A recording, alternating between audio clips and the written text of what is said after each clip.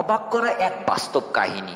এক নারীর দুই স্বামী, দুই স্বামীকে ম্যানেজ করে চলছে ওই গৃহবধূর সংসার। এটি কোনো সিনেমার গল্প নয়। গত 2 বছর ধরে গোপনে দুই মালির মন জয় করে চলছে এক ফুল নারী।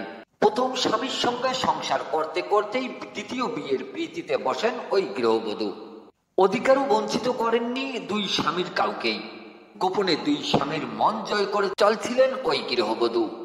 প্রায় 2 বছর ধরে দুই স্বামীর সংসার করার পর অবশেষে বিষয়টি জানাজানি হলে চাঞ্চল্যের সৃষ্টি হয় রাজবাড়ী সদরের আলিপুর গ্রামে।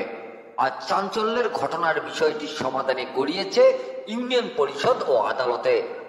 আলিপুর ইউনিয়নের চেয়ারম্যান আবু বকর সিদ্দিক জানান, আমার ইউনিয়নে এমন ঘটনা ঘটেছে, আর কোনো ইউনিয়নে যেন এমন ঘটনা কোনোদিন না ঘটে, সেজন্য অভিভাবকদের সচেতন হতে হবে।